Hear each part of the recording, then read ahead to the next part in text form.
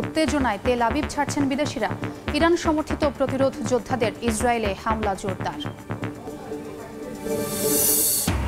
গাজায় বর্বরতার মধ্যেই ইসরায়েলকে আরও সামরিক সহায়তা দিতে মার্কিন কংগ্রেসে বিল পাস।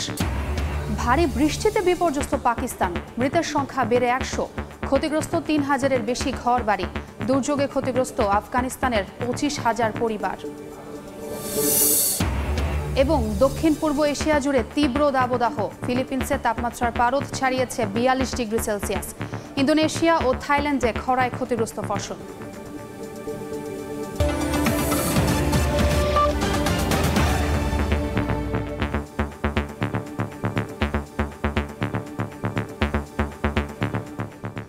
আন্তর্জাতিক সময়ের সঙ্গে আছি আমি ছোঁয়া খন্দকার। ইরানে পাল্টা হামলার বিরোধিতা করছেন খোদ ইসরায়েলিরা।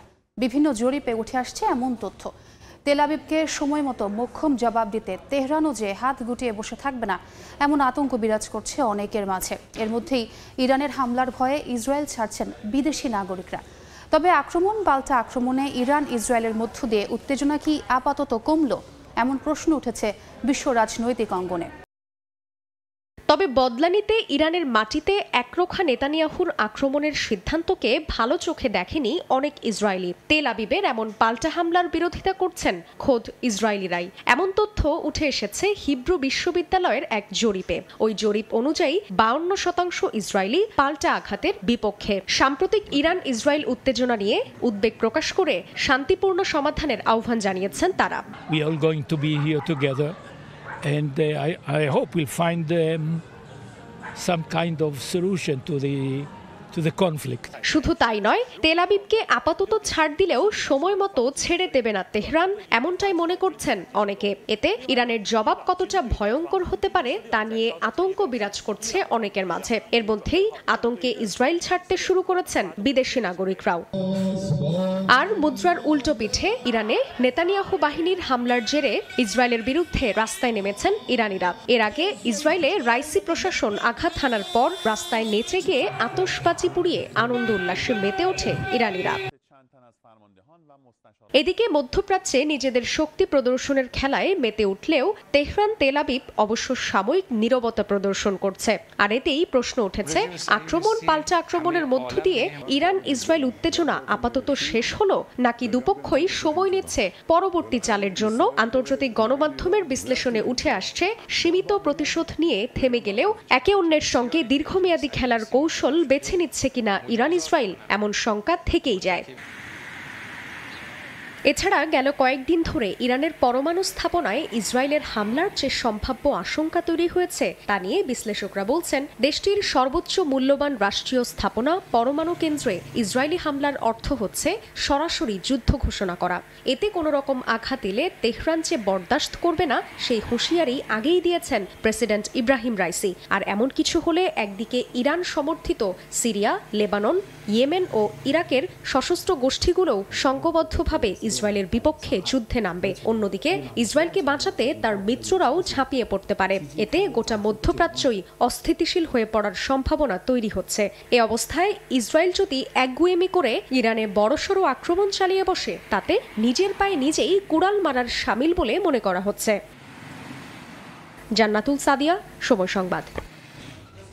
ইসরায়েলের সঙ্গে চলমান উত্তেজনার মাঝে এবার পশ্চিমাদের আরেক শত্রু রাশিয়ার সঙ্গে জোটবদ্ধ হচ্ছে ইরান। সামরিক এবং প্রযুক্তিগত সহায়তা উন্নয়নে কাজ করছে মস্কো তেহরান। বিশ্লেষকরা বলছেন, ইসরায়েল তথা যুক্তরাষ্ট্র ও পশ্চিমাদের হুমকি মোকাবেলায় সম্পর্ক জোরদারে মনোযোগী হয়েছে পশ্চিমাদের রোষানলে থাকা দেশ দুটি। যদিও এমন জল্পনা উড়িয়ে দিয়েছে তেহরান। কেননা ইহুদি রাষ্ট্রটিকে তাদের সর্বাত্মক সমর্থন দেওয়ার বিষয়টি অনেকটা দিনের আলোর মতোই পরিষ্কার। এমন পরিস্থিতিতে নিজেদের অবস্থান আরও শক্তিশালী করে আটঘাট বেঁধে মাঠে নামছে ইরান। এই তৎপরতার অংশ হিসেবে এবার রাশিয়ার সঙ্গে সম্পর্ক আরও জোরদার করছে রাইসি প্রশাসন। সামরিক এবং প্রযুক্তিগত উন্নয়নে পারস্পরিক সহযোগিতা আরও জোরালো করেছে মস্কো তেহরান। আন্তর্জাতিক আইনের আওতায় রাশিয়ার সঙ্গে প্রতিরক্ষা সম্পর্কও জোরদার করতে চায় ইরান। বিশ্লেষকরা বলছেন ইসরায়েল এবং তার মিত্রদের বিরুদ্ধে শক্তিশালী প্রতিরোধ গড়ে তুলতেই ইরান রাশিয়ার এই পদক্ষেপ। এমনকি আসন্ন দিনে পশ্চিমা বিরোধী দেশগুলো সামরিক সম্পর্ক উন্নয়নে আরও তৎপর হতে পারে বলেও মনে করা হচ্ছে, যদিও এমন জল্পনা অস্বীকার করেছে তেহরান। দাবি তৃতীয় কোনো পক্ষের বিরুদ্ধে বা আঞ্চলিক সংঘাতের বিরুদ্ধে কাজ করবে না এই মিত্ররা, বরং আঞ্চলিক নিরাপত্তা এবং স্থিতিশীলতা নিশ্চিতই তাদের মূল লক্ষ্য। প্রিয়াঙ্কা চক্রবর্তী, সময় সংবাদ। ইসরায়েলকে সহায়তা করার জন্য মার্কিন কংগ্রেসে পাশ হয়েছে $2,638 কোটি বিল। বিলটি দ্রুত বাস্তবায়নে সিনেটরদের প্রতি আহ্বান জানান মার্কিন প্রেসিডেন্ট জো বাইডেন।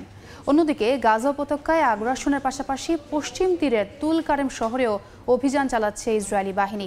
এতে নিহত হয়েছেন অন্তত 14 জন।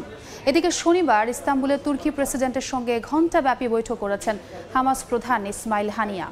অন্যদিকে সেই উপত্যকাটিতেই ধ্বংসযজ্ঞ চালাতে ইসরায়েলকে সামরিকভাবে আরও শক্তিশালী করতে মার্কিন কংগ্রেসে পাশ হচ্ছে সহায়তা বিল। তেল আবিবকে সহায়তার জন্য মার্কিন কংগ্রেসে পাশ হয়েছে $2,638 কোটি বিল। এই বিলের আওতায় ইসরায়েলকে সামরিক সহায়তা, আকাশ প্রতিরক্ষা ব্যবস্থা ঢেলে সাজানো ও মানবিক কার্যক্রমে সহায়তা করবে বাইডেন প্রশাসন। বিল বাস্তবায়নের জন্য প্রয়োজন সিনেটের অনুমোদন, আর তাই দ্রুত বিল পাশ করতে সিনেটরদের প্রতি আহ্বান জানিয়েছেন মার্কিন প্রেসিডেন্ট জো বাইডেন। এর মধ্য দিয়ে যুক্তরাষ্ট্র বিশ্ববাসীকে চোখে আঙুল দিয়ে দেখিয়ে দিল ইসরায়েলের পাশে তাদের অবস্থান কতটা দৃঢ়। অন্যদিকে শনিবার তুরস্কের রাজধানী ইস্তাম্বুলে হামাস নেতা ইসমাইল হানিয়ার সঙ্গে ঘণ্টাব্যাপী বৈঠক করেন তুর্কি প্রেসিডেন্ট রিসেপ তাইপ এরদোয়ান। বৈঠকে গাজায় মানবিক ত্রাণ বিতরণ এবং মধ্যপ্রাচ্যে স্থায়ী শান্তি প্রতিষ্ঠার লক্ষ্যে কূটনৈতিক প্রচেষ্টা নিয়ে আলোচনা করেন দুই নেতা। ফিলিস্তিনিদের ওপর ইসরায়েলি নৃশংসতার প্রতি আন্তর্জাতিক দৃষ্টি আকর্ষণের প্রচেষ্টা অব্যাহত রাখার ব্যাপারেও কথা বলেন তারা। অন্তরা সেন, সময় সংবাদ। ভারী বৃষ্টিতে বিপর্যস্ত পাকিস্তানের উত্তর ও দক্ষিণ পশ্চিমাঞ্চল। বন্যায় মারা গেছেন অন্তত 100 জন, ক্ষতিগ্রস্ত 3000-এর বেশি ঘরবাড়ি, ভেসে গেছে রাস্তাঘাট। অন্যদিকে টানা বৃষ্টিতে আফগানিস্তানে ক্ষতিগ্রস্ত হয়েছে 25,000-এর বেশি পরিবার। গেল এক সপ্তাহের ভারী বৃষ্টিতে পাকিস্তানের বন্যা পরিস্থিতির চরম অবনতি হয়েছে। বিপর্যস্ত হয়ে পড়েছে দেশটির উত্তর পশ্চিমাঞ্চল ও দক্ষিণ পশ্চিমাঞ্চলের বিস্তীর্ণ এলাকা। বন্যার কারণে অন্তত 100 জনের মৃত্যু হয়েছে, আহত হয়েছেন বহু মানুষ। পাকিস্তানের national disaster management authority NDMA জানিয়েছে, প্রবল বৃষ্টি ও তুষারপাতের কারণে খাইবার পাখতুনখোয়া, বেলুচিস্তান, পাঞ্জাব ও আজাদ কাশ্মীরে বন্যা পরিস্থিতি ভয়াবহ আকার ধারণ করেছে। এরই মধ্যে ক্ষতিগ্রস্ত হয়েছে 3000-এরও বেশি ঘরবাড়ি। NDMA এর রিপোর্ট অনুযায়ী ভারী বৃষ্টিপাত ও বন্যায় ভূমিধসের কারণে খাইবার পাখতুনখোয়া ও বেলুচিস্তানের পার্বত্য এলাকায় বেশ কয়েকটি সড়ক ও সেতু ক্ষতিগ্রস্ত হয়েছে। উত্তর পাকিস্তানের পার্বত্য এলাকা চিত্রালের আশেপাশের গ্রামগুলোতে বন্যার পানিতে বেশ কিছু রাস্তা ডুবে গেছে। স্থানীয় কর্তৃপক্ষ 30 এপ্রিল পর্যন্ত চিত্রালের জরুরি অবস্থা ঘোষণা করেছে। এদিকে বন্যায় বিপর্যস্ত আরেক দেশ আফগানিস্তানে গেল 4 দিনে আরও 29 জন মারা গেছেন। সরকারি পরিসংখ্যান অনুযায়ী চলতি মাসের বন্যায় দেশটিতে মারা গেছেন 100-র বেশি মানুষ, ক্ষতিগ্রস্ত হয়েছে 25,000-এরও বেশি পরিবার, ভেসে গেছে 2,500 একরেরও বেশি কৃষি জমি। গেল 2 সপ্তাহের টানা বৃষ্টিতে আফগানিস্তানের বেশ কিছু অংশে আকস্মিক বন্যা দেখা দেয়। অন্তরা সেন, সময় সংবাদ। এদিকে তীব্র দাবদাহ ও খরায় বেসামাল দক্ষিণ পূর্ব এশিয়া।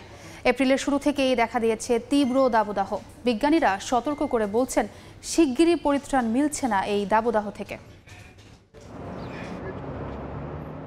জলবায়ু পরিবর্তনের নেতিবাচক প্রভাবের কারণে তীব্র দাবদাহ ও খরায় বেসামাল হয়ে পড়েছে দক্ষিণ পূর্ব এশিয়ার জনজীবন। এপ্রিলের শুরু থেকে বিভিন্ন দেশে দেখা দিয়েছে প্রচণ্ড দাবদাহ। শিগগিরই এ অবস্থা থেকে পরিত্রাণ নেই বলে সতর্ক করেছেন বিজ্ঞানীরা। গেল 2 দশক ধরেই এমন পরিস্থিতির জন্য হুঁশিয়ারি দিয়ে আসছিলেন পরিবেশবিদরা। দক্ষিণ পূর্ব এশিয়ার দেশ ফিলিপিন্সের তাপমাত্রার পারদ ছাড়িয়েছে 42 ডিগ্রি সেলসিয়াস। তীব্র তাপ প্রবাহের কারণে বন্ধ করে দেওয়া হয়েছে কয়েক হাজার স্কুল। ইন্দোনেশিয়ায় দীর্ঘ খরায় গেল কয়েক মাসে দেশটির বিভিন্ন প্রদেশে বৃষ্টি না হওয়ায় ধানের উৎপাদন ব্যাহত হয়েছে। এতে এখন ধানের দাম আকাশচুম্বী। এদিকে থাইল্যান্ডের তাপমাত্রা গেল 1 বছরের বেশি সময় ধরে রেকর্ড ভেঙে চলেছে। বাড়ছে আর্দ্রতা। উপকূলীয় এলাকায় পানির তাপমাত্রা এতটাই বেড়ে গেছে যে প্রবাল প্রাচীর ধ্বংস হওয়ার আশঙ্কা করছেন বিজ্ঞানীরা। এই অঞ্চলকে এপ্রিলের বাকি সময় ও মে মাস জুড়ে তীব্র গরম সহ্য করার প্রস্তুতি রাখার জন্য সতর্ক করেছেন তারা।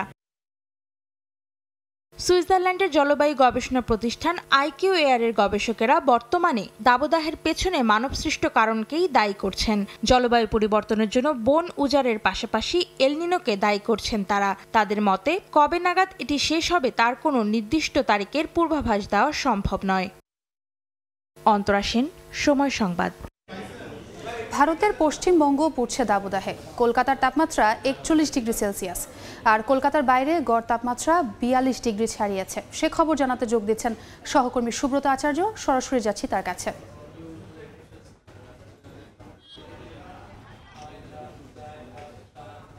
আবহাওয়া দপ্তর কিন্তু এখনো পর্যন্ত কোনো সুখবর শোনাতে পারেনি। আপনি জানেন যে গত কয়েকদিন ধরে তীব্র তাপপ্রবাহে শুধুমাত্র ভারতের রাজধানী বা পশ্চিমবঙ্গের রাজধানী কলকাতা নয়, একেবারে কলকাতার বাইরে আশেপাশে 6টি জেলাতে কিন্তু একেবারে নাভিশ্বাস উঠেছে সাধারণ মানুষের।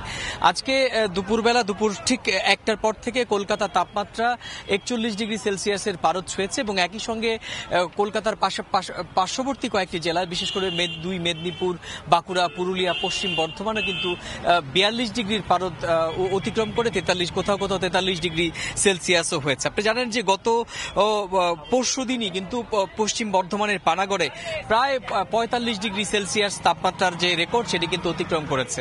আলিপুর আবহাওয়া দপ্তর বলছে যে চলমান যে তাপপ্রবাহ সেটি কিন্তু আরো কয়েকদিন অব্যাহত থাকবে। ইতিমধ্যেই পশ্চিমবঙ্গের 6টি জেলা, বিশেষ করে যেটি বলছিলাম যে 6টি জেলা পশ্চিম বর্ধমান, পুরুলিয়া, বাঁকুড়া এবং 2 মেদিনীপুরে ইতিমধ্যেই কিন্তু লাল সতর্কতা জারি করেছে। কলকাতা জেলাতে লাল সতর্কতা জারি না হলেও কলকাতা এখনো পর্যন্ত কলকাতার যে তাপপ্রবাহের যে অবস্থা তাতে কিন্তু নাভিশ্বাস উঠেছে। আপনি জানেন যে আজকে রবিবার, সপ্তাহে ছুটির দিন, এই সময় সাধারণত ধর্মতলা চত্বরে ব্যাপক সংখ্যক সাধারণ মানুষের ভিড় থাকে। কারণ হচ্ছে আপনি জানেন যে রবিবার ছুটির দিন বিভিন্ন রকমের শপিং করা কিংবা আত্মীয় স্বজনকে নিয়ে বেড়াতে আসা কলকাতার বিভিন্ন দর্শনীয় স্থানগুলোতে প্রচুর সংখ্যক রাজ্যের অন্যান্য জায়গার যে মানুষ তারা কিন্তু কলকাতার বেড়াতে আসেন। কিন্তু আজকে ছবিটা অন্যরকম এবং একই সঙ্গে আজকে ইডেন গার্ডেন্সে KKR এর সঙ্গে ব্যাঙ্গালোরের খেলা রয়েছে। সেই খেলা দেখতেও কিন্তু আজকে মাঠে সেরকম ভাবে ক্রিকেট ভক্তদের উপস্থিতি টের পাওয়া যাচ্ছে না। সব মিলিয়ে গরমে অস্বস্তিতে কিন্তু নাজেহাল কলকাতার সাধারণ মানুষ। আপনি জানেন একই সঙ্গে লোকসভা নির্বাচনের একটি নির্বাচনী আবহ চলছে। নির্বাচনের আবহ চলছে। প্রথম দফার যে ভোট হয়েছে সেই ভোট উত্তরবঙ্গে হয়েছে। সেই উত্তরবঙ্গে 3টি জেলা, আলিপুরদুয়ার, কোচবিহার এবং জলপাইগুড়ি, সেখানে কিন্তু তাপমাত্রা কম ছিল। এবার যে এলাকাগুলোতে ভোট হবে সেখানে কিন্তু দক্ষিণবঙ্গের অনেকগুলো জেলা রয়েছে। স্বাভাবিকভাবে সেখানে রাজনৈতিক নেতাকর্মী এবং সমর্থকরা কিন্তু এই তীব্র গরমে তাপপ্রবাহ উপেক্ষা করে একটি প্রচারণায় অংশ নিচ্ছে। এবং আপনি জানেন যে এই গতবার ঠিক এই সময় কিন্তু কলকাতার তাপমাত্রা 40 ডিগ্রির কাছাকাছি ছিল। সেক্ষেত্রে আলিপুর আবহাওয়া দপ্তর বলছে যে স্বাভাবিকের থেকে 2 থেকে 3 ডিগ্রি সেলসিয়াস বেশি। পানাগড়ে ইতিমধ্যে, যেটা বলছিলাম শুরুতেই দর্শকদের, যে পানাগড়ে ইতিমধ্যেই তাপমাত্রার রেকর্ড ছুঁয়েছে। সেখানে 44 ডিগ্রি অতিক্রম করে 45 ডিগ্রির কাছাকাছি তাপমাত্রার পারদ ছুঁয়েছিল। আলিপুর আবহাওয়া দপ্তর বলছে যে সেখানে স্বাভাবিকের থেকে 4 ডিগ্রি বেশি তাপমাত্রা ছিল। চিকিৎসকরা বলছেন যে এই সময়ে সকাল 11টার পর থেকে বিকেল 4টা পর্যন্ত খুব প্রয়োজন না থাকলে রাস্তায় না বেরোতে। যারা বেরোবেন তাদের ঠান্ডা পানীয়, বিশেষ করে লাসি এবং ডাবের জল কিংবা অন্যান্য রকমের পানীয়, সেই পানীয় খাবার পরামর্শ তারা দিচ্ছেন। ইতিমধ্যে আপনি জানেন যে কলকাতার বিভিন্ন এই যে পানীয় বিক্রেতাদের যে জায়গা, সেখানেও কিন্তু লম্বা লাইন দিয়ে যেমন লস্যি বিক্রি হচ্ছে, ডাবের পানি বিক্রি হচ্ছে, নেবু পানি বিক্রি হচ্ছে। সাধারণ মানুষ কিন্তু সেখানে আসছেন। আবার চিকিৎসকরা এও বলছেন যে খোলা জায়গায়, যতটা সম্ভব খোলা জায়গায় এরকম ভাবে খোলা খাবার না খেয়ে যারা খুব বাইরে বেরোন এবং প্রয়োজনে বেরোন তাদের হাতে অবশ্যই যাতে জলের একটি বোতল থাকে কিংবা ORS তারা নিয়ে বেরোন, মাথার ওপর যাতে ছাতা থাকে এবং তারা যাতে স্বাভাবিকভাবেই একটু ছায়াযুক্ত স্থান দিয়ে চলাফেরা করেন। তো এই ধরনের পরামর্শ কিন্তু চিকিৎসকরা দিচ্ছেন। এবং একই সঙ্গে আলিপুর আবহাওয়া দপ্তর বলছে যে আগামী বৃহস্পতিবার পর্যন্ত কিন্তু এই তাপপ্রবাহ যে হিট ওয়েভ সেটি অব্যাহত থাকবে এবং লাল সতর্কতা কিন্তু আগামী কয়েকদিন জারি থাকবে। আজকে যেমন কলকাতার তাপমাত্রা 41 ডিগ্রির পারদ অতিক্রম করেছে, আগামীকাল আলিপুর আবহাওয়া দপ্তর আভাস দিয়েছে যে সেই তাপমাত্রা কিন্তু 42 ডিগ্রির পারদ ছুঁতে পারে। তো সব মিলিয়ে আলিপুর আবহাওয়া দপ্তর আশঙ্কার বাণী শোনাচ্ছে, তারা কিন্তু সাধারণ মানুষের সুখবর শোনাচ্ছেন না। বৃষ্টির কোনো পূর্বাভাস নেই, তবে বৃহস্পতিবারের পর কলকাতা এবং দক্ষিণবঙ্গের একটা দুটি জেলাতে কিন্তু ছোট বৃষ্টি হতে পারে এবং সেই বৃষ্টিটাও কিন্তু স্বাভাবিক গা ভেজানোর বৃষ্টি, মুষলধারে বৃষ্টি বা কালবৈশাখী হওয়ার যে সম্ভাবনা, যে বৃষ্টিতে সে ধরিত্রী শীতল হয়, ঠান্ডা হয়, সাধারণ মানুষ স্বস্তি পায়, সেই রকম কিন্তু কোনো আভাস নেই। কারণ আমি আগেই শুরুতেই শুরু করেছিলাম যেটি বলে যে আলিপুর আবহাওয়া দপ্তর এখনো পর্যন্ত আসার কোনো কথা শোনায়নি, তারা কিন্তু বরং লাল সতর্কতা জারি করেছে, আশঙ্কার কথা জারি করেছে যে এই তীব্র তাপপ্রবাহ আরো কয়েকদিন অব্যাহত থাকবে। তো এই ছিল আমার কাছে কলকাতা এবং পশ্চিমবঙ্গের তীব্র তাপপ্রবাহের আমার কাছে থাকা সবশেষ তথ্য। সরাসরি যুক্ত ছিলাম কলকাতায়। অবশেষে মার্কিন কংগ্রেসে পাশ হয়েছে ইউক্রেনের বহুল প্রতীক্ষিত $6,084 কোটি সামরিক সহায়তা বিল। স্থানীয় সময়ে শনিবার বিকেলে 311 ভোট পেয়ে পাশ হয় এটি। বিল পাশের পর মার্কিন প্রতিনিধি পরিষদের প্রতি কৃতজ্ঞতা জানিয়ে ভিডিও বার্তা প্রকাশ করেছেন ইউক্রেনের প্রেসিডেন্ট ভলোদিমির জেলেনস্কি। কয়েক মাস ঝুলে থাকার পর অবশেষে মার্কিন কংগ্রেসে পাশ হয়েছে ইউক্রেনের বহুল প্রতীক্ষিত $6,084 কোটি সামরিক সহায়তা বিল। স্থানীয় সময় শনিবার মার্কিন কংগ্রেসে অধিবেশনের নির্ধারিত সময় কয়েক ঘন্টা আগেই শুরু হয় ভোটাভুটি। দ্বিদলীয় ভোটে 210 জন ডেমোক্রেট এবং 101 জন রিপাবলিকান ইউক্রেনকে সহায়তা দেওয়ার পক্ষে ভোট দিয়েছেন, আর বিপক্ষে ভোট দিয়েছেন 112 জন রিপাবলিকান। বিল পাশের পর সামাজিক যোগাযোগ মাধ্যম এক্সে একটি পোস্ট করেছেন ইউক্রেনের প্রেসিডেন্ট ভলোদিমির জেলেনস্কি। সেখানে তিনি এই সিদ্ধান্তের জন্য যুক্তরাষ্ট্রের প্রতিনিধি পরিষদ, উভয় দল এবং ব্যক্তিগতভাবে স্পিকার মাইক জনসনের কাছে কৃতজ্ঞতা প্রকাশ করেছেন। এছাড়াও একটি ভিডিও বার্তা প্রকাশ করে জেলেনস্কি বলেন, কংগ্রেসে পাশ হওয়া গুরুত্বপূর্ণ মার্কিন সহায়তা বিল যুদ্ধকে সম্প্রসারণ হওয়া থেকে রক্ষা করবে এবং হাজার হাজার জীবন বাঁচাবে। মালদ্বীপের পার্লামেন্টের নিয়ন্ত্রণ কার হাতে থাকবে তা ঠিক করতে দেশটিতে চলছে ভোট গ্রহণ। 93টি আসনের জন্য প্রতিদ্বন্দ্বিতা করবেন 368 জন প্রার্থী। পার্লামেন্ট সদস্য নির্বাচিত করতে ভোট দিচ্ছেন প্রায় 3 লাখ ভোটার। স্থানীয় সময় রোববার সকাল 8টায় শুরু হওয়া ভোট গ্রহণ চলবে বিকেল 5টা পর্যন্ত। দেশটিতে 602টি কেন্দ্রে ও দেশের বাইরে 2টি কেন্দ্রে ভোট নেওয়া হচ্ছে। দেশটির প্রেসিডেন্ট মুইজের জন্য একে প্রথম বড় ধরনের রাজনৈতিক পরীক্ষা বলে মনে করা হচ্ছে। শুরুতে এই নির্বাচন গেল 17 মার্চ হওয়ার কথা থাকলেও পরে তা স্থগিত করা হয়। আন্তর্জাতিক সময়ের শীর্ষ সংবাদ জানিয়ে দিচ্ছি আরেকবার। ইরানে পাল্টা হামলার বিরোধিতায় খোদ ইসরায়েলিরা। উত্তেজনায় তেল আবিব ছাড়ছেন বাইরের দেশের নাগরিকরা। মস্কোর সঙ্গে জোটবদ্ধ হচ্ছে তেহরান। গাজায় বর্বরতার মধ্যে নেতানিয়াহু প্রশাসনকে আরও সামরিক সহায়তায় মার্কিন কংগ্রেসের বিল।